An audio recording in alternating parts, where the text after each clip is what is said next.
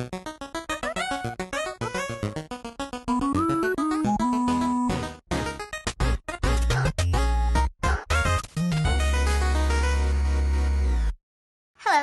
Terry here, and welcome to Aki's Pixel Pets, the little show about animals and video games and the real-life influences behind them.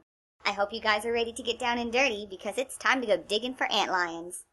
From Half-Life 2 to Pokemon, antlions have been in quite a few games. While these games do take creative liberties in their designs, one of the closest comes from ActRaisers' Dagoba. No, not that Dagoba. This Dagoba. Dagoba is a giant antlion larva and is found in Act 1 of the desert land Cassandora, where it makes its home in a sandy pit. During the fight with Dagoba, it chunks rocks at you to throw off your movement and jumps, then tries to pull you down to the center with its huge pincers. This is actually how most antlion larvae catch their meals. Antlions are members of the family Myrmiliontidae, a group that consists of over 2,000 species. The adults, usually called lacewings or antlion lacewings, grow to about 5 centimeters long and are commonly mistaken for damselflies, who fly like they hit the tequila a little too hard. The larvae have a drastically different appearance and many different names, but unfortunately in the US they're called doodlebugs due to the patterns they make in the dirt. These larvae only grow to about 2 centimeters long, but what they lack in size, they make up for by being one of the world's most ferocious ambush predators. Some antlions prefer to burrow just enough to be snug and warm in the sand.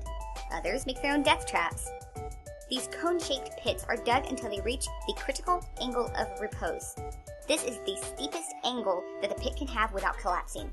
It's so sensitive that the slightest bit of movement will cause a mini avalanche, pulling whatever caused it to the bottom.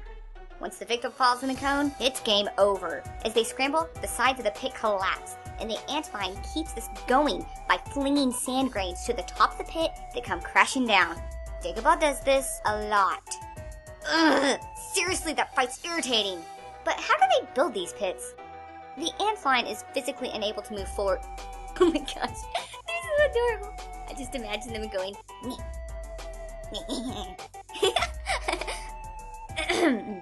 It digs the pit while moving backward, flinging larger pieces like pebbles out of the way with its face. So the antlion digs with its butt.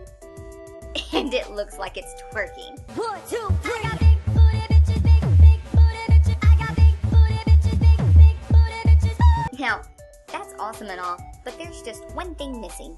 The antlion's pincers contain hollow projections. Dagoba has those too. Once it has a death grip on its target, it secretes salivary enzymes into the body to keep it from moving. These also liquefy the internal organs. Then it sucks the bug soup out of the body through those same hollow tubes. Now, if the prey decide to keep fighting, the antlion pulls a Jax and does its own little version of the multi-slam. Let's see that in slow motion. Dude, hardcore. But what do they do with the empty shell? They chunk that sucker out of the pit like some empty used Edgar suit, and then fix the trap so it's ready for the next meal. Diligent little critters, aren't they? Does Dagoba use a toxin? It's hard to say since it never gets a good hold on you, but I think we can assume it does since you get stunned when the pincers try to pull you down. It's either that or just meant to be an annoying fight mechanic. So what do you guys think? Is Dagoba an accurate representation of the antlion? Let me know what you think in the comments below. I'm curious to see your take on this. And be sure to join me next time for more fluffy animal goodness. Check you later!